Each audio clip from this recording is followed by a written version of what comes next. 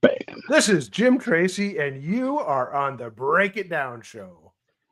One of the things about, look, you have a show, I have a show, right? These things are part of the fun. And we had, for whatever reason, and it doesn't matter why, a little bit of miscommunication. I had entered the time in as 10:30 p.m. on this side. So like all these little things used to just trip us up. We were young and precious. And now it's like, oh, was that a bump in the road? Fuck, yeah, it's nothing. we just can roll our punches better now. Why is it? Is it because we've been punched so many times? How do we learn to deal with these things? Remember how important it was to be like early for being early? And I'm not saying be rude, but life just moves in its own speed sometimes. Yeah. You know, I think resilience is a learned behavior. And resilience, I mean, you know, when you got brought up, when I got brought up, we got trained by some old school fellas, people, and I lovingly call that training by trauma. and we had to learn it, but you know, I'll never forget. There's one of those poignant moments where my dad had one of his grandsons walk in and his shoes were on the wrong feet. And he said, "Hey, your shoes are on the wrong feet." And he's like, "Grandpa, who cares? Who cares?" Honestly, I think I'm to that point in life. It's not that big a deal. Yeah, there are things that matter, and we can lock in. Oh yeah, but yeah, some of that stuff is like, why does that? You know, why does it matter? You know, like yes, we're gonna try to be on time. Yes, things happen. Up to the valley next week and record a show. And it's going to take me 2 hours to drive from Orange County to the valley, which is, you know, it's not physically that far, but at that time of day, it's pretty far, you know, and it's all ish. I'll be there at 10-ish. I'm not going to stress myself out over stuff I can't control. I'm not going to leave 5 hours early to be there on time, you know, and I'm just going to figure it out. And so, yeah, it doesn't matter. Yeah, getting the job done matters. How we get the job done or when we start doing the job, that matters less. Yeah. Most of the time. Sometimes it does matter. Do you think COVID had a big impact on that, Pete? It must have. It must have mattered. You know, they being out of the house at a certain time and all that. You had to just figure out how to just be still for a while and just chill. Yeah. So when COVID began, we left Seattle, the Seattle area, and we moved to Boise, Idaho. And I started noticing, and my wife noticed before I did. She says, like, you drive a lot nicer now. And I started like people in Boise, they don't honk at one another to communicate. Yeah, they stick their hand out. They go, "We don't do that here." And I think that's part of it too. I think it's just a little bit more laid back in terms of our geography, but also our genealogy, because who cares? It doesn't matter that much. Yeah. You run a podcast, you know what it is. And not all that long ago, maybe it was right around COVID, us not starting on time would tear me apart in my heart. I'd be like, oh my God, I cannot believe I'm letting everybody down. And the fact of the matter is I wasn't, you know, and Wi-Fi, it just is jumpy sometimes. Yeah. And running a show is hard. And if I make it harder because of stuff I bring to the hard party, then why don't I just put that stuff down and see if it matters? I'm not saying, again, not do a professional job, but do I have to edit every episode? Do I have to spend 7 hours doing post-production? No, like I'm going to put this conversation into the can.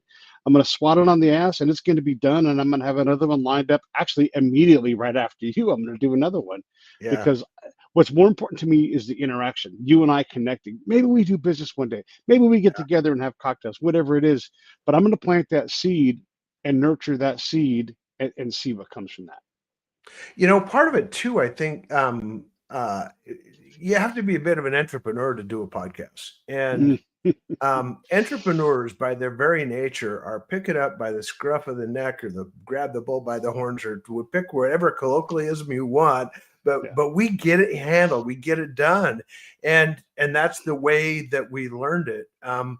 But now, as I'm coming out, I'm on the backside of entrepreneurship, and we built a pretty sizable business. And now I get to go help people scale their own businesses. And when I sit down especially with CEOs. I'm like, okay, your life looks like chaos right now. So let's simplify it. What are the 3 things that you really don't like to do? Because if you don't like to do them, you're probably not very good at them, and you're Right. probably not very good at doing them. So let's find a way to train someone just to take those first 3 things and give them to somebody who they're precious to, who's going to do a great job just because they want to, who's going to understand that this task is important and it's not a pain in their thorn in their side. So I think that part of that is adding some of that white fuzz on my chin has probably driven some of that. But yeah, our chin. Okay. I wasn't saying that. I was just agreeing with you. I'm like, yes, I have learned Yeah. this lesson. Yeah. Yeah. And it's a hard lesson to learn. It is. It's not necessarily, I had an accountant one time, and it's in the next book coming up. He said, when we do inventory, perfect is better than early. Well, that's not always the case. Sometimes early is better than perfect. Yeah. But in the case of that, it's like, chill out. Let's take the time, do it right, and get it done. Yeah. Yeah. The entrepreneurial thing of a podcast, one of the reasons why I get paid is because if you want to, like, let's say that you're like, hey, Pete, I'm going to start a podcast. I don't want to pay you to do it. First off, I'm going to make the budget real. I'm also going to say, hey, there's a lot of dragons on the way to getting one of these things done. And here's what they are. Number one is you and your time. Yeah. Like I've had a number of CEOs like, yeah, I'd like to do a little minute ahead of the show to kind of put my thoughts in. And I'm like, you're not going to have time for that. Yeah. Like, you're just not. You've got better things. Have your person have them do that, because production's never going to be a problem because you're paying me for that. Your time I can't control. And if you won't be able, I just know how this works. Like, anytime you want to jump in on your own podcast and say something, man, I'm going to put it in there. Yeah. But you're going to run out of time so often that you'll kill the entire show waiting for you. Yeah, no kidding. No kidding. And that's just one dragon. Yeah. That preparation is so important, but it's not necessary. I mean, for that matter, you could get AI to do it. Probably do a better job than you anyway. Yeah, maybe, right? Yeah. Yeah. Or again, the person you hired to do messaging for you in your company, let them sit down. Let them have all the sunshine you want. If you want to control what they say, have a meeting with them. Oh, don't have time for that either? Okay, great. Yeah. Don't have time to review the episode? Okay, well then that's not the point of this podcast. Or maybe you don't need a podcast. I love to kill a podcast before it ever starts. I try to talk everybody out of it, because I want them to understand you're not going to get famous. You're not going to make money. You're not. Most of you guys are going to fail. You're not going to fail to get to 10 episodes because I'm here to produce things. And it really clears the chaff out. They're like, you know what? And honestly, spend money on PR. Yeah. Go do that. Go get on someone else's show before you have built. And I'm desperate for people to want to have a show because I make a little bit of money doing that. Yeah. But I'm always trying to show them the dragons and say, do you want to kill these dragons? I will tell you how to do that. But if you won't get in the pool, I can't teach you how to swim. Yeah. And, for most people, editing is way, way easier than creating. Oh, sure. And it takes a creative mind to come up. I mean, it's not just, hey, I'm going to jump in front of a microphone and start spewing BS. I'm gonna actually bring value. If I don't bring value to the table, then I'm just wasting everybody's time. And that is a thoughtful, creative process. Fortunately for older people, we get to do it because we've already lived that stuff a couple of times. And so we just get to tell stories. Yeah. And there's that wisdom. And if you have a podcast and you have this kind of a podcast, like what we're doing here, you collect wisdom like crazy. And one of the things is at some point you have to get specific in professional life. You cannot do, there are generalists, and you can be great at being a generalist. That can be a specific thing. But at some point, the person who's got more passion, more desire, more luck is just going to outperform you. And the one thing that you are sort of interested in doing. There's all kinds of things my friends do, and I'm like, man, I should start doing that. And then I think, nope, that's not what I do. What I do is right here doing this, and I'm good at it. And I know where the value is, Jim. I know how to create it. I know how to trade it. I'm not so good at making the money side of it, but but the value I get in terms of life's richness is really tough to trade for money now for me. Yeah, it's huge. I just interviewed a guy who is from the United Kingdom, and we're sitting and we're chatting about doing a podcast, and he's like, "Wow, man, you're like twice as old as me." So we find out that I'm exactly twice as old as him plus 2 days, Yeah. and he goes, "I think maybe I should interview you," but they're missing the point. Mm. I draw value. There's a whole vocabulary that I'm just trying to get a hold of, and it goes generationally. It doesn't matter. Millennials have one category, the Gen Xers have another, and they're struggling to get along. But dude, I'm a boomer. I'm really out Yeah. there. So, Yeah. Yeah. but they bring so much to us in terms of teaching and understanding and wisdom and growth, just because we don't know it all, and we've figured out that we don't know it all yet. That's why we Yeah. I break mean, it down. that's exactly why we break it down. I love to say, and again, like there's all these stigmas when you say these honest things, but and this is true for everybody. I make more mistakes than I'm capable of even realizing that I'm Yeah, making when I make them. yeah, And that isn't the part that's hard. And that's totally fine because yeah, everybody makes way more mistakes than they realize. We're not on target as often as possible. And someone like my special someone, when she says like, do it this way, my instinct, my animal brain goes, no, I know the right way to do it. And I go, you know what? Let's try your way. Hey, look at yeah, that. We're doing it. And it's pretty easy. You picked a good way, there's so much value in that. Like, one, I'm getting along with better with my special someone. She gets to be smarter than me. She gets to have this. She gets to help me. All these things happen yeah. that, and it's not going to make my relationship perfect, but I just took a little edge off the roughness Make it by just better. slowing down. Yeah. Make it better. How long has your special someone been hanging around your part of the world? We've been together about 10 years, but we grew Okay. up together. So we Okay. we have a lot of history in how we were raised, when we were raised, where we were raised, Very that cool. makes us very similar. We didn't date when we were young, but we were all part of like the same kind of social circles. It just kind of worked. Uh-huh. We're one of those reunion couples where we met because of the reunion. Very cool. Very Yeah, cool. yeah, yeah. Another thing that I think about in terms of all these things that we're talking about, always got to be grinded. And I'm like, at some point, you got to start polishing. You can't just Mm, keep nipping off the edges and using the grinder wheel. You got to grab the soft one with the fuzzy stuff and start polishing shit up. yeah. And then maybe put a little wax on so there's not as much friction. Yeah. Yeah. Elegance, grace, these are things that you don't think about in terms of value and production, but it turns out like you can use elegance to find smoothness. I mean, efficiency and elegance aren't synonyms completely, Yeah. but if you can master improving both of those things in whatever it is, I find that is a good. Am I doing this the right way? Am I overcomplicating? The other day I was overcomplicating something because I Yeah. got obsessed with fixing the problem instead of backing up and just re-engaging the problem in a different way. And lo and behold, this time that worked. I had a really cool boss one time, and I came up with, I don't even remember what the problem was. I don't remember what the solution was. I don't remember what the circumstance was. But he Yeah. came up to me, and he was addressing what we were doing about a problem. He goes, "That's elegant in its simplicity." And Mhm. it's always stuck with me that you don't.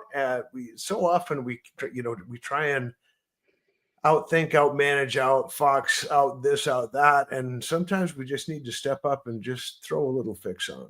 And sometimes the simplest answers are the ones that are sitting right in front of us and the easiest ones to execute.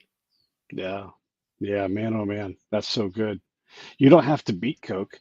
Just make a product that Coke wants to buy. Yeah. And I might say just like it's simple, but there is a formula, and they're like, Yeah. yeah, we'll buy that. We'll buy that, buy it to kill it or buy it to market it, Yeah. and there's a whole industry around all of the food-based products that are like that. Hmm. We're like, hey, we're just going to make something and somebody's going to buy, they have a target market. I'm going to establish enough market share where you notice me and you're going to pay me to go away. Yeah. Yeah, And totally. sometimes it's bottling water, like with Dasani. Can you imagine to come up with something as innocuous Yeah. as bottled water and Yeah. have Coke pay you billions to take it off your hands because I they know want your someone who's name. a food broker, and I'm like, what product is missing? He's like, pet water. Oh my Mm. God. You know, got to have my safe water for my dog. Yeah, Meanwhile, no you got, kidding. and people would love it and they would love to spend a premium on it. And you're just, it's crazy to spend money to ship water. And we grew up in a time back when you just drank water out of the Out of the hose, hose, whatever. baby. Out of the Yeah. hose bib. And we used to mock people that spent money on bottled water, and now it's Yeah, ubiquitous. yeah. Here's a shameless grandson plug. Yeah. My grandson Gus, his dad is a rancher, Okay. and they sell direct to consumer, and so they have all these. Nobody buys liver, kidneys, and heart anymore. So Hmm. my grandson, he collects all of them and puts them in a freezer, and he chops them up into dog-sized pieces, and then he freeze dries them and he sells them as canine meats. And he has found this niche where his this little kid, he's 22 years old, and he's selling canine meats through retail establishments. And it's just, and it is such a pleasure. I got a text from him not too very long ago, and it said, "Oh, Grandpa, it's just my dream to be in business with you and my dad." And I'm like, I'm not in business with him. I'm just like throwing ideas out to help him. But he's taken this problem. They've got this stuff that they're going to throw away, and he put it into a saleable, shelf-stable item. And it's so cool. It Yeah. is so cool. So, hey, if you're listening, you better look out for canine meats. That's right. But that is like, there's a million ways to do this if you're entrepreneurial at all. And I think we both probably believe that, hey, teach this, foster these skills, identify these Mm, kids when they're young, so that you can learn the process. Like it's not. I'm going to say these words carefully here. It is a straightforward process to start a business and have success. You have to learn yeah, how to do it. You have to find out where to fail, all that stuff. But if you start learning that early, you can reliably identify products, build them up, and then turn them into something, a lifelong business, a thing that you yeah. sell. Like my friend who does the food brokering, they break products in Southern California. They know all of the supermarket chains. They've known Mhm. them for decades. If you want to get started, this is, if you get broken in Southern California, you break all over the whole country. Oh yeah, The rub for them is that they're a very, very powerful regional brand. They make a lot of money, but as soon as that brand breaks nationally, here comes the national food brokers and they snatch sure. that business away, Oh and yeah, so they have to churn at a certain point, but they're good at churning and they know the yeah. path, and they're like, you've got a decent shot at this. Let's Know try. your route. Know your Yeah. route. It's really important. And young people, I hope there's some young people who can just grab a hold of this. If you find out something that someone wants to buy, and you get really good at selling it, those are really the only two components. The efficiency, you can hire a computer nerd to make it efficient. You can hire a production guy to make it the process better. You can iron out problems. But if Yeah. you got a product that somebody wants to buy, and you have the ability to articulate that and sell that stuff, Yeah. man, the road is golden and it's already paved. Yeah. Yeah. People often say in these hard economic times, but they say this over all the times. Have you noticed this? Yeah, It's like the economy is so bad right now. And maybe it is in that given moment, and maybe it is for that person. But it seems to me that we say that so often it can't be true all the time. I give a speech that I actually got hired to do a speech in Denver, Mhm. and I'm like, okay, I want to teach you guys about leadership. I'm going to do my awesome leadership keynote, and they're like, yeah, we don't want that. I'm like, Yeah. oh, what? What do you mean you don't want my awesome keynote? And they're like, times are really hard right now, and we're going to wring our hands a little bit and fret, and this is going on, and that's going on, and interest rates, and this and that and the other thing, and so I said, oh, you're talking about uncertainty, and uncertainty has existed in every Mm. form, in every format, in every era, in every market, in every moment of every year. And Yeah. if we don't anticipate it, then we can't beat it, because then we're going to sit down and wring our hands about it. But Yeah. if we know it's coming and we don't prepare for it, whose fault is it? Right. Yeah. So Yeah. it's Boy. high interest rates. Are they going to come up? Do you know, Pete, are interest rates going up or down? Yes. Yes. Yes. Yes. Yes. So if Yes. they go, what are you going to do? If they go down, what are you going to do? Yeah. Two solutions. Now interest rates you don't have to worry about anymore. And Yeah. what about if the retail numbers go down? Well, if the retail numbers go down, the distribution numbers are going down. So maybe you better limit your inventory. I mean, well, what if they go up? Well, maybe you ought to increase your capacity. So you got to have just be ready for the curveball, man. If you can't hit a curveball, you can't play major leagues. Yeah. And No. be able to hit a curveball, and you know a curveball's coming. So why don't you Yeah. practice curveballs? Yeah. Yeah. Anyway, And there's a which guy one had named my most popular keynote? there's a guy named Aramis Ramirez who started in baseball early for a major leaguer, 20 years old, played third base for a number of teams, including the Pirates and the Cubs. And he hit as many home runs. You could dream to hit as many home runs. At third base, he's one of the top 5 guys. Yeah. And one of the things he did well was he crushed hanging curveballs. If you dared to hang a curveball, he was great at that. He wasn't the tippity top of eliteness, but man, people make a lot of mistakes, and he made a Yeah. lot of money just putting them on Sheffield Avenue. I'm just waiting for your mistake. Yeah. I didn't. And by the way, what you think is a mistake and what he thinks is those are different things. Might be two different things. And you know what? He gets pretty good at spotting your mistakes too, because that's probably what he's looking for. He is. He's like, just I dare you. I Yeah. dare you. Yeah. Yeah. There's a lot of smarts in what you're saying. And there is a thing on leadership, but I want to come back to that, and I want to talk about that tolerance for uncertainty. I'm a combat guy. And so when you're pre-deployment, everybody's got time to sit around and you're standing in these long lines, and people just kind of, if you aren't seasoned and you're not, I don't want anybody to be seasoned in how to deploy and be in combat, but if you aren't, you hear all this clucking. That's what I call it. All these people are clucking about where they're going to, I don't know where I'm going to go. I hope I go here. I hear it's better there. And it's like, hey, it doesn't matter where you go. You just go where the machine tells you to go, because that's what we do. And when you go there, it might suck, but it's your job to do better. It's your job to improve it. It's your job to do your job. And they get so wrapped up in what's coming next. And I'm before, because I'm never gonna for the rest of this year, I'm not gonna have pizza again. That's gonna be good. I'm not gonna have sushi. So I'm trying to pack in as much enjoyment as I can in this tight schedule, because this is it for a long time. Then I got to get serious about getting serious. Yeah. Well, number one, Pete, thanks for your service. We appreciate it. There's a lot of folks who lay lip service to that, but I really do appreciate it, and I appreciate it from the perspective of a father who had a kid deployed overseas in really bad places and got to talk to him on a pretty regular basis because of the internet. So, but anyway, thank you for your service, man. Appreciate it. Yeah, no, I appreciate that. It used to be, and again, we're not so old that we go back to the olden times, but we knew people or saw people that were born in the 1800s earlier in our life, and that's crazy.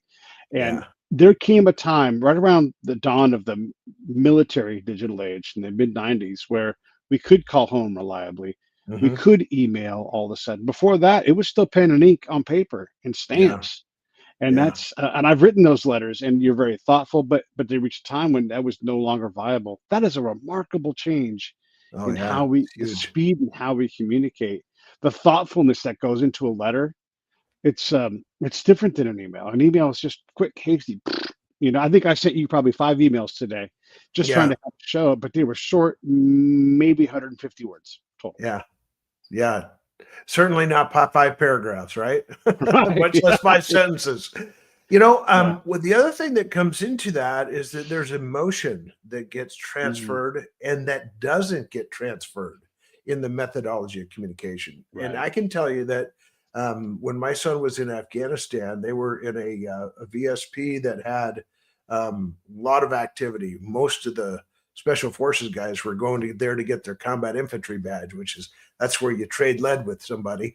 Anyway, and at night, it was night to me. I was the only guy who was willing to get up at 3 o'clock in the morning and talk to him. All of his friends disappeared at 2:30, and I was there at 3. So so I would wait up, or I would get up for his call, And so we got to talk a lot, but there's certainly more than one occasion where you hear the ping, ping, ping in the background. And he's like, love you, Dad, gotta go, click. And and the emotion that weighs and Yep. carries on a dad is Yeah. pretty profound. And you start to realize, like, I got it pretty darn good. Yeah. Well, this brings us back to leadership because there's a lot of ways to lead. You don't have to be the boss.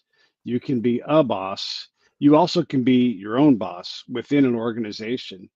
When I'm trying to communicate back to home, I realized that I had to be careful about what I said because someone who's civilian who's far away and worried about me, or not thinking about me now is worried about me. Like that's Mhm. on me to try to make sure that I'm being a good leader in my family to Yeah. not cause distress and like, hey, everything's good, even if it's not like what's good to me and what's good to them are different things. I live in a Yeah. different world. So I'm trying to explain a world that's hard to explain. I don't need to start with, well, we got shot at 10 times yesterday, whatever it Yeah. was. Like, it's like, yeah, there was some skirmishes. It's fine. We're always in a good position. Everything's okay. Yeah. Um, just to say like out loud, like one person a day dies in Iraq. It's a combat zone and there's 150,000 people here from countries from all over the world. I'm not including Iraqis in this. So Yeah. odds are very limited that it's going to happen. And a lot of these people take their own lives or they get into vehicular accidents. Jeep accidents. Yeah. Yeah. Yeah, yeah. And so that's all of a sudden it calms people down. So yes, we're getting shot at, but we're also up armor. We're also this. We're also. And Yeah. and you have to be able to manage that messaging back to a family or within your own organization. Because again, that Yeah. fear creeps in.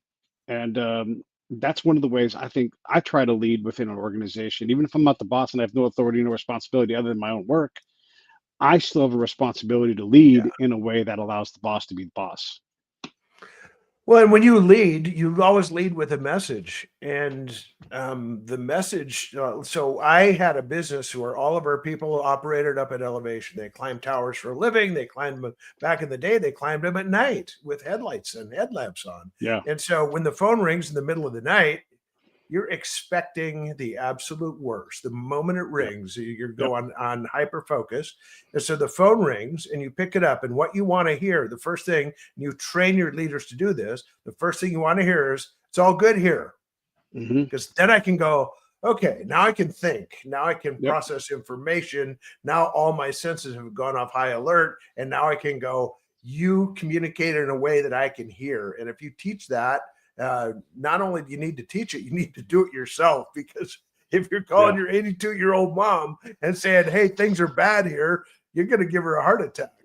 Man, oh man. Yeah. The when you're talking to your son in a combat zone, gotta go, and you hang up. You need to know everything's cool. He's just Yeah. busy, had no time for phone. Like priorities got changed in an instant, right? Like, Yeah. even if your job is to be in the tactical operations center, the talk, like there's fire, there's gunfire, and I'm supposed to be in there when that happens. So you run there because you don't know what's going to happen next. And that's your place. So the phone call's over. And when I tell Yeah. my friends who aren't familiar, I'm like, if I say I have to go, I have to go. I will call you back or we'll figure this out later on. And over time they Yeah. learn it like it's not rude.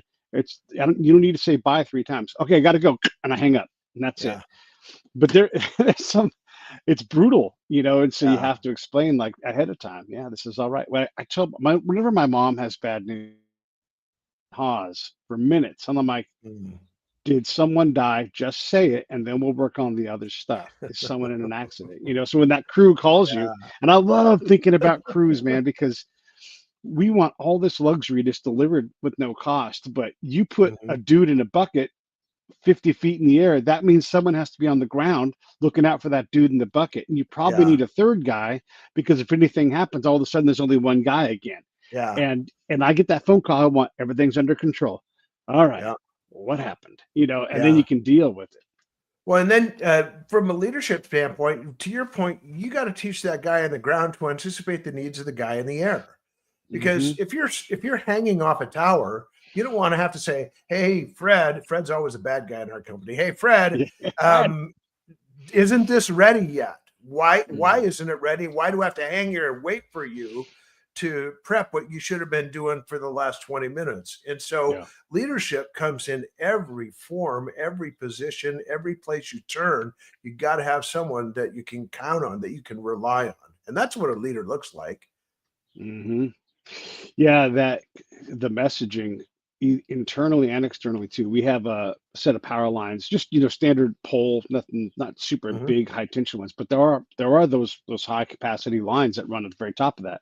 And Yeah. so a certain grade of pole person has to work as you go up. You got the cable guys and you got the data guys and that kind of thing. You got the regular, gas and electric guys that are there. But you wander up top.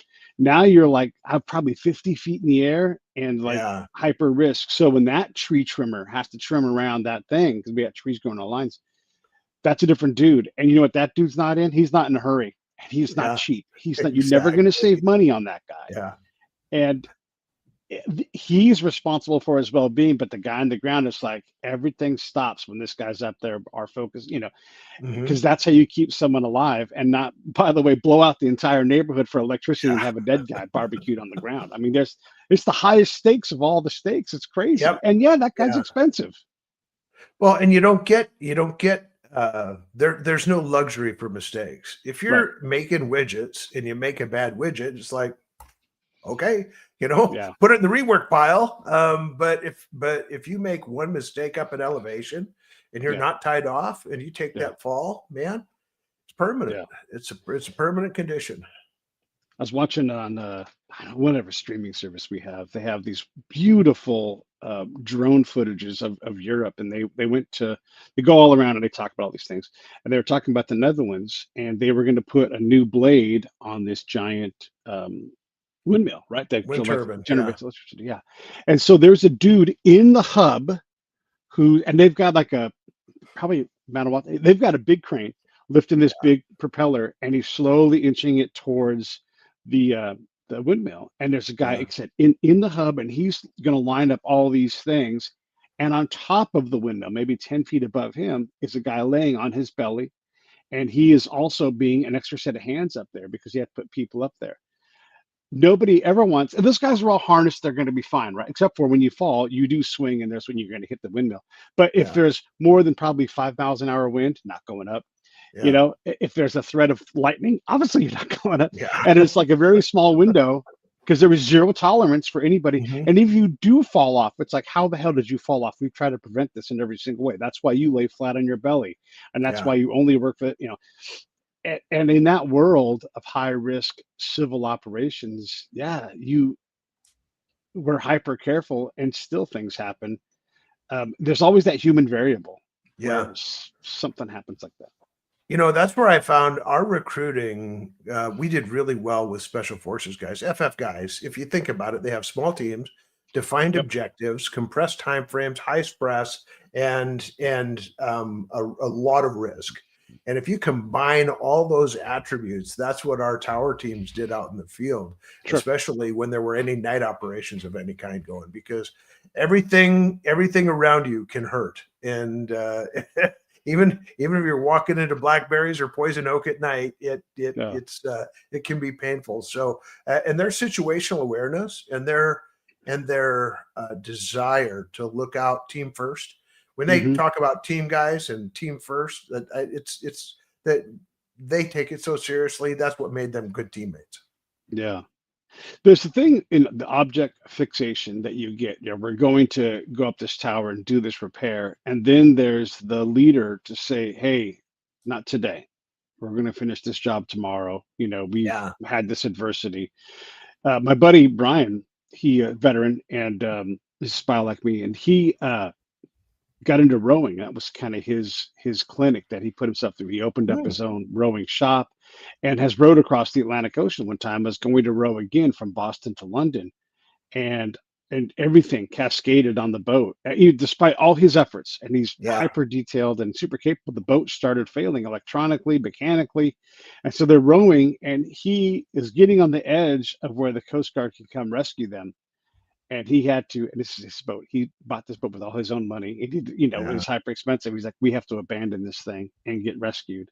Wow. And what I love is his guts to make the call. I let him lick his wounds for about a week or so. I'm like, you got to talk about this publicly, because what you've done, you've taken on this impossible thing and it didn't go your way. But I know you've thought this through. And he let all kinds of people down in his mind. But the thing is they all came home. And that tells me that that's the kind of leader you do invest in, and Yep. he'll find other sponsors and everything. But Yeah. that's when adversity meets like impossible, and you're still trying to be a leader. He had to, at his own personal expense, say, "This is not going to happen. We're Yeah. going back." And it wasn't because he quit; it was because that mission was over right then. Yeah. Yeah. Was it too soon for him when you started talking to him? Maybe, yeah. But I also know him pretty well, and I know what he can take. Also, and Yeah. I had another guy come on the show, and he is a world-class yacht racer, and he was doing a solo sail around the world in this $1 million yacht. And I'm saying million, hyper Mm. expensive. I don't know, but it's Yeah. made for racing, right? Yeah. And he demasted in the South Pacific off the coast of South America, and had to call in for help, and Probably help not a wasn't good coming. day. Yeah. He's like, the last call we tried was the one that worked, obviously. Yeah. And if I had not gotten through then, I may not have survived. Wow. And that boat is gone. No one's ever Yeah. getting that boat back. It was scuttled on purpose. Mm. And so I had both of them on the show together at the same time. And they talked about, these guys were hyper talented. This Hmm. this man, also a veteran, by the way, his name's Ronnie Simpson. And he makes money sailing people's boats. He makes money sailing his own boats, and he just had one destroyed off the coast because it Yeah. demasted. You know? Wow. Crazy. Yeah. But you know, they say in aeronautics, it's the same thing. The best decisions are always made on the ground. Yeah. Yeah. And that's the preparation part. If you're prepping to fly or you're prepping to sail, it's probably not a whole lot different because if you look at the aviation accidents around the world, the most common aviation accident in general aviation is running out of gas, man. Right. That's a lack of Crazy. preparation. So Yeah. yeah. Yeah. Yeah.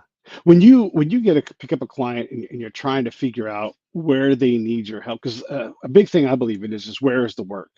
Mm, Like I see the future. Boy, I'm excited, and futures feel yeah. good.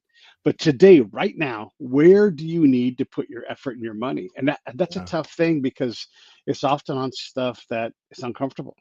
Yeah. When I see a lot of people who want to go to work for big corporations as a consultant because, hey, there's a gravy train there. I actually like working for smaller businesses who are trying to scale and get bigger. And Mhm. so, and what I do is I actually go in the back door. I don't go in the front door and I don't take the elevator up to an ivory tower. I throw on a pair of jeans, a flannel shirt, and I go in the back door and I see what's going on in the shop. I see what's going on in the warehouse, see what's going on in the manufacturing floor, because more so than ever before in this culture that says, hey, you can quit, the employer doesn't matter, and your job is going to be replaced whether you're there or not. So don't express. Culture is everything. Mm. And I some of the best jobs that I get are when I go in and I talk to people about the business, what it looked like when they started it. When you Mhm. started your business, what did you want your culture to look like, feel like? What did you Yeah. want your people to know? And everybody's like, yeah, it's not that anymore. Well, let's take it back there. Let's revive that culture to Yeah. the place that you dreamt of when you started this business. And I think in large part, if we can teach it, people get really squeezy about this, but if you love it, like if you were a soldier, did you know that the guy who you were working for that would come get you? Of course you did. We don't leave somebody to hide. And that is a function of sacrificial love. If your people Mhm. don't know you love them and you're the boss, you're an idiot. Yeah. Yeah, man. There's a lot in that, and the culture thing's tough because I spent a lot of time learning about culture, obviously, because I had to go out and Mm, talk to locals and everything. And a lot of it was just through my own experience. Then I found out there are a bunch of books written on it that helped guide me also. But it's one thing to say, this is not me challenging you. This is just me amplifying what you're saying. The ability to culture hates design. It just yeah, rejects it. And so if you're going to do a cultural path, you need someone from the outside, someone like you, someone like me, to go talk to, whatever. Like if your cultural watchwords are family, production, and love, and I come back with "fuck you," I'm getting a divorce, I don't make enough money. That's your culture, and you may not yeah, like. but good luck changing that. That takes Yeah. time. It takes effort. It takes money. You got to hire an expensive guy like me to go tell you if it's working or not. And so Yeah. we talk about culture like it's culture. I always say culture is like gravity. It's everywhere. It always Yep. gets its piece. And if you think you can tell culture what to do, let me tell you, no, you can't. Not with that attitude. And it can't be fixed with free sodas and granola bars. If you want to piss people off who need something, yeah, Yeah. hand them a free lunch and smile and have a great fucking time. And like, I'm Yeah. having a great time handing you guys food. Yeah. Like, fuck you. You know, it's like in an instant. And that's not Yeah. that's the undesired outcome. Or like if you have someone sitting in your facility remotely and they're managing the whole thing by themselves and they're going gangbusters and you're like, here's your compensation, here's your reward. Come out and see us. No, like, I'm not gonna come see you. You know, you're Yeah. like, oh, you got a problem. Yeah, they're outstanding. You're missing something because they're performing above the grade and they don't want your reward. Yeah. Ah, Big problem. big Big problem. problem. Yeah. Big But if you don't problem. care to look, you only prove them and their middle finger to your program because Yeah. you don't go, hey, let's go out and check on that person and see what's going on. You Well, know? not only that, you mentioned it. I mean, it's everything that your people, when you surround your people. I had a boss, and every once a week he took me out to lunch just to find out what was going on in my job, in my life, with my family, Mhm. and he learned more about me than my dad knew. Yeah. And he did by taking me and setting aside time just to sit and I'm going to say break bread because Yeah. we weren't going to any fancy place to eat lunch. We were just having lunch, and Right. he took the time. That's how we should be investing in our people. Yeah. Yeah. Is that is that the boss's job, or is that someone like, hey, let me hire Pete to go out and talk to these guys and see what's up? I mean, how do you do that? I mean, i- it's a cost center, right? Yeah. But it's also potentially a profit center if you're doing it well. Yeah. If you're a leader, you got to look like the guy that you wanted to follow when you were a kid. Mm, If yeah, you're a kid, you want to act like the guy who was your favorite coach. I'm not saying be that guy. I'm saying make yeah, the people feel like you felt when you were playing for him, working for him. And if you're and if we tell a story a long time. We had the new kid start, and he came in, and like we had to go up on Whidbey Island, Washington. We had a mile of trenching to do, and there was all this unidentified junk in the right of way. So we had to shovel. We had to shovel a ditch a mile long. And yeah. guess what? When the bosses are in the ditch first and they're in the ditch last, everybody shovels a little better, and everybody's a little happier about shoveling. So Yeah. that's Yeah, but you can't old be in man the damn school. ditch all day either, though. You got a job, right? And so Yeah, you have to well, balance I it out. mean, I was a CEO when I was in the ditch all day. I wasn't there 7 days in a row, but Sure. Yeah, yeah, yeah. but they knew that I would be, and I was there in the rain. So, yeah, There's a saying in the military, you look back and you go, "Follow me," and then you head over the top of the berm, right? Like yeah, that's the idea, right? yeah, And when you see a commander not doing that, and in the intel world, commanders don't do that, but it's also hard for them to do it. But yeah, you have to find your follow me moments. yeah, I used to be on a stupid little amateur race car team that we did. It was a lot of fun, but I knew we weren't going to get anything hard done unless our team leader said, "This is happening." And then we could all be asses and elbows and getting to work on stuff and trying to find how to, do all the work that was required to do. But until he said it, we just bickered and did all the dumb things that people do when they're trying to have fun racing race cars. yeah. That's called buy-in, isn't it? I mean, Yeah, if you don't buy into the vision, if you don't buy into the goal, if you don't buy into the objective, if you don't, I mean, that there's an indicated promise. Anytime someone right. comes to work for you, that there's an indicated promise that we're going to make a difference in something. And so sometimes it's going to make a difference in your life, Pete. Sometimes it's going to make a difference in your family's life. Sometimes it's going to make the customer's life better. Yeah, But we got to make a difference somewhere because otherwise we're just trading money for late time, and nobody's getting any better. yeah. A lot of my buddies work at a refinery, and a number of them, like, yeah, they all make great money, but a number of them have figured out that, like, when I go to work, I do my job professionally, and the second I hit the gate, I'm done with it. They're not 8 and hit the gate guys because they're pros, but they don't allow that job to creep into their conscious as much as possible. The second they're not there, they go do whatever their hobby is, get on a boat, build a race car, whatever it's going to be. They do the other thing. And so their job powers their life, but their life is not their job. But their objective is not very complicated. Don't die today.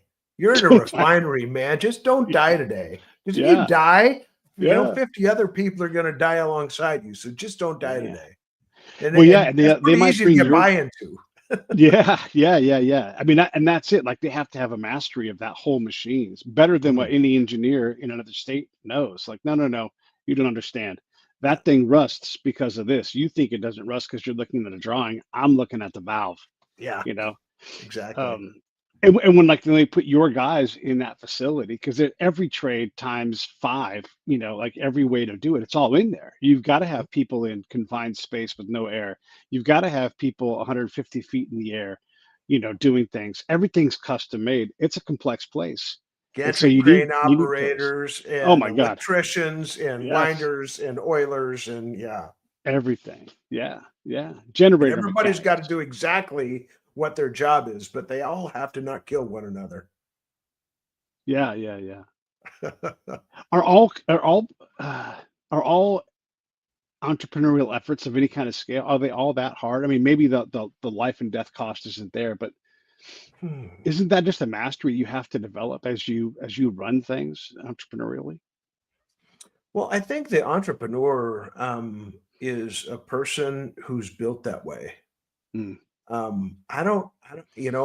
think that people can be prepared to be entrepreneurs, but the ones who are continually thinking outside the box, continually looking for the next opportunity. I mean, I see something that's new to me and I'm like, I got to learn about that. I wonder if there's an opportunity there. And all of a sudden, boom, boom, boom, boom, boom, all these thoughts start clicking about how someone could make money doing that. And I don't think most people who are not entrepreneurial actually dwell on those kind of thought patterns. I think they might go, well, that's cool. I've never seen that before. What's next? And I look at it and I'm like, man, I wonder if I could make money doing that. I wonder if I could make it better. I wonder if I could make it, blah, blah, blah. Pick one. But I think, and I find out some of my kids are that way. Some of them aren't that way. Yeah. So how do you figure that out? How do you get in front of a kid and not, it's like the psychologist kid getting psychologicalized and the preacher's kid, how do you avoid overrunning your kid's life? Well, I think they look at what you are and they can make an active decision. Do I want to look like that or do I not want to look like that? And I mean, I had a grandson who just ached to be a pilot. And so he went in. By the time he was 18 years old, he got his pilot's license. But then he found out that he was colorblind and he's like, oh, wow, that sucks. Next mission. Next mission. And he's not gonna sit there and fret because he can't do what he didn't want to do. He's still a pilot, but he's not gonna fly commercial. And I think in many ways, if I look at my own entrepreneurial journey, it's like, ooh, that sucks. That hurt. I am almost bankrupt. I better go try something else. I have to go get a job now. And then I get a job and I'm like, that was really fun. I learned a lot. Let's go try it again. And every great job I had was kind of interrupted by near bankruptcy experience as an entrepreneur and dragging my wife through that difficult time. But at the end of the time, I look at all those aggregate experiences and I couldn't have done what we did without really all of them. Yeah. What are some of the most common things that you're going to share with a client? Like when they sit down with them, like, I already know I'm going to have these axioms at my ready, and I'm just going to throw that at them. It's because we just build them up over time. Yeah. So interesting you say that. I have a book coming out in February, and it's called Management by Cliche. It's time-tested business proverbs, and some of those business proverbs come from me, and some of them come from people that I learned a whole lot from. Yeah. But there are some that are just they're so resonant with truth, and they're timeless. Mm. And so, if you think about the ones that my guys came back and they force feed them back to me, force feed them back to me. I'm like, hey, perfect is good enough. Revenue cures all problems. Uh, yeah, Yeah. perfect is better than early. There's no Sure. way that they're not going to come back and say, hey, if this is true, well, you know what? That properly applied, all those Yeah. business proverbs are true. Properly applied. Yeah, properly applied. Yeah, yeah, that's true. Okay, so you run your podcast. Look, everybody go to the Grampion.com and you'll find everything out about Jim and all his stuff, and definitely pick up the books as soon as it comes out. Look, and you know what I always say, buy two and buddy read and start a book club, whatever it is. So There this you is how you go. support authors and everything. Yeah, hell yeah. I mean, this Uh, is this is it, right? But you know, when you see folks doing all this, try to share this knowledge, it is valuable, right? And so this is how you trade. It's like you buy the books, you go to my PayPal link, and you kick $5 in a month. These small things add up for us, and yeah. and it tells us, well, one, it's like, hey, it's working, it's valuable, but two, it's also easier for us. Anyhow, so that aside, your podcast, the Talking to Champions, what do you want to tell us about that, and how do we well, if we want to chat with champions, like what do we learn from your show? I guess what I'm going to ask you. A lot of times people think that a champion is like the person who's wearing that Super Bowl ring. And that Hmm. Super Bowl ring to them represents that 20-second dopamine moment where the Lombardi trophy is raised up in the air. But that's not what the people who are actually in the arena remember.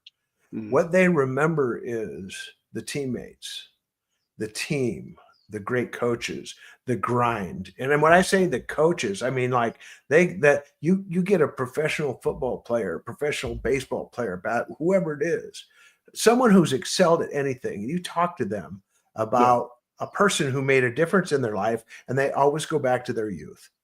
Hmm. They don't say, I mean, here I am, Larry Zonka and Don Shula was my greatest coach. He talks about his grade school coach. He talks about his Right. high school coach.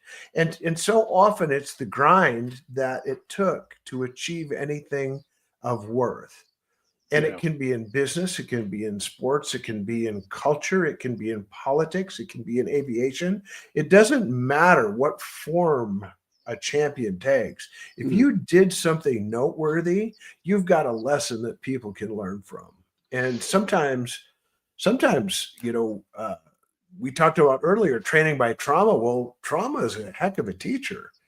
It Yeah. just always gives the test before it gives the lesson.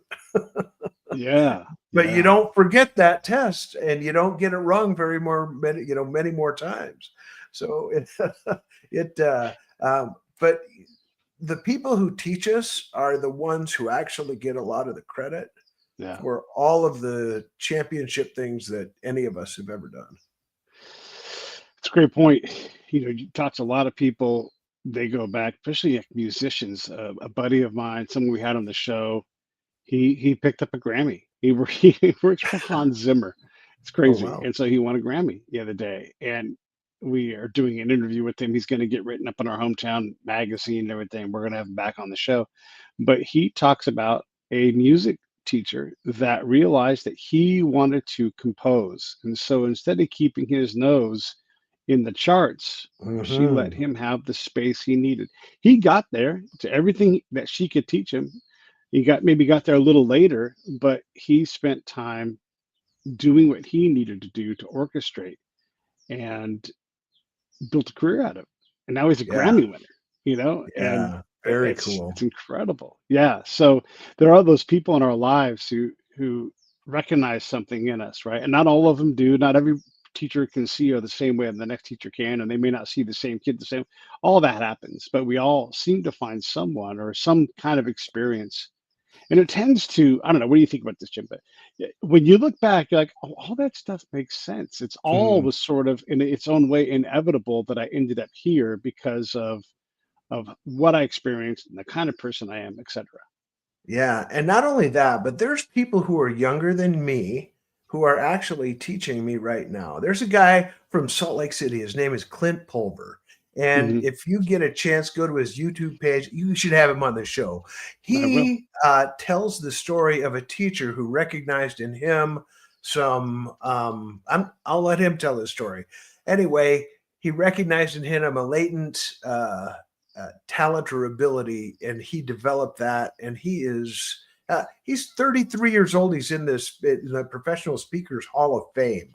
Wow. And Clint Pulver, and go Yeah. look up his YouTube channel. The guy's just he's one of the most crazy, encouraging people I know. He's helping me learn how to speak. So Dang. yeah, Yeah. Yeah.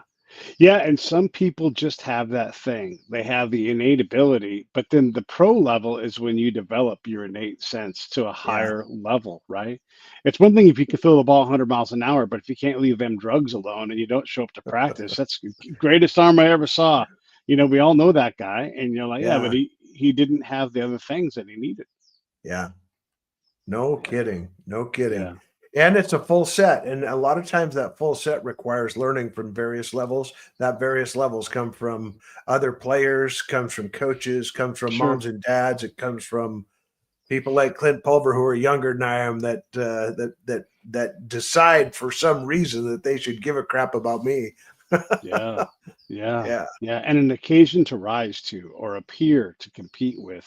Yeah. When you like my buddy Justin was the best runner in town. Great distance runner until he got to college where he was still gifted, but then there were guys that just had other gears that he wasn't going to have, and so Yeah. your talent, it can reach like its ceiling. And if your Yeah. desire doesn't get you there, it's usually desire runs out first. But you Yeah. realize like, oh shoot, there's a significant jump up, and Yeah. that's sort of that sorting process at the elite level is there are certain people that are able to put things together in a way that you'll never be able to get to. It's like in music, you can make great music, you can be popular, but those two things rarely go together in a way that allows you to have this life that you want to have. Yeah. My grandson, my oldest son's youngest, is Okay. playing collegiate football right now. But he came from a town of 1,200 people. So the level of coaching that you get, even if you're 6'5", 285, Sure. the level of coaching you get doesn't maybe match up with the physical skills, talents, and abilities and gifts that you've been given. But now he gets into college, and I mean, I see him after just a few weeks, and all of a sudden I look at him, I'm like, dude, where'd your neck go? Well, someone trained him that he needs to have a stronger neck, and so he's been working really hard on it. And so Yeah. the college ball coaching has made a significant difference. Now I know why they redshirt. Yeah, boy. Yeah, there's something to be said. Like my one of my cousin's kids, so he's like a cousin's cousin, but still he's there. He is going to Michigan now, and Mm, when he got there, they're like, yeah, season. Yeah, he's a junior, right? And then his body said yes to all the working out that he did, and they're like, mm. "Oh, yeah, we met your starting. Sorry, get on the Yeah, Michigan. Like yeah, it's huge, right?" And so it's a yeah, there big are the deal. guys that are like they did it and the body responds and yeah, off they go. Still have to do the work, but Yep. man, oh man, yeah, yeah. That's one more thing, and I want to get like greatness is tough because um, everybody can have great ideas, but it's the implementation of those great ideas, refining Mm, that process because you're not going to run out of once you realize you're not going to run out of great ideas. Like, what are you willing to do with it? What yeah, can you do with it? yeah. One of the things that when you talk about implementation, um, a the ideas are there. There's no Mhm. shortage of great ideas. Right. When you talk about implementation, sometimes you need someone to come alongside you because Yeah. here again, I have great ideas, but I don't know how to make dehydrated beef organs. Right. Yeah. And my grandson had people come alongside him to figure out a better way to do it. Yeah. And now I got this grandson who's bringing in equipment from offshore that's specialized to do. Yeah, it's just, and so the thing that I would encourage entrepreneurs to do, if you don't yet have a board of advisors, I'm going to tell you a secret. You don't know it all. Probably don't like hearing that from me, but you don't know it all. And if you can get people alongside you who you just call once a month and say, hey, here's my numbers, here's my product, here's my process, here's my people. It's like, let's kick it around. I'm on a couple of those, and I think that those businesses are able to scale much easier. So yeah. Bring in some hired help. Because you're probably a first-time CEO, and you're probably going, oh, I hope nobody sees me when I'm looking stupid. One thing you learn in that Green Beret world, and I wasn't a Green Beret, but I worked with those guys quite a lot. You go through something called a murder board. That's very similar to getting in front of your own board, but a murder board is just like, do you know your stuff? Are we going to let you roll with us, right?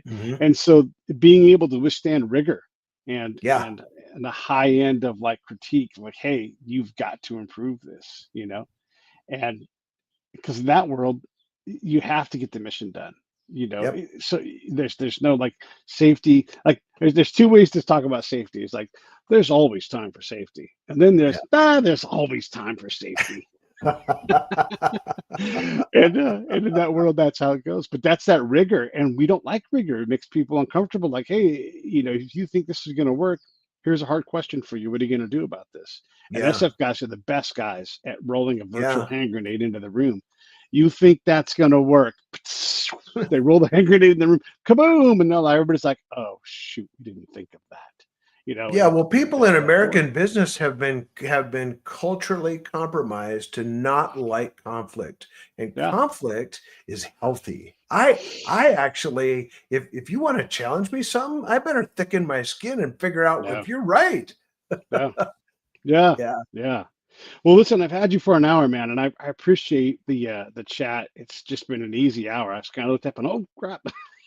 Kind of things to talk about, but that's always a good sign. So thank you very much. Everybody go to thegrampion.com, and then you can find all of Jim's work, and obviously super talented and clever and all the things that we like around here. So thank you for coming on. What should I have asked you? What do you want to close with? I think that I think we covered a whole lot of stuff. If there's anything that the folks need to understand about me that is super important to me, is I'm a man of faith, and especially on the heels of the stuff that's going on in our country right now. Hey man, if you're looking for answers, then you can probably find them. They're in a book that your grandma will dust off for you, probably called the Bible. So go get after that, and problems always seem lesser. I love it. All right, stand by. I'll come say goodbye to you, everybody else. I'll see you in about 15 minutes with another show.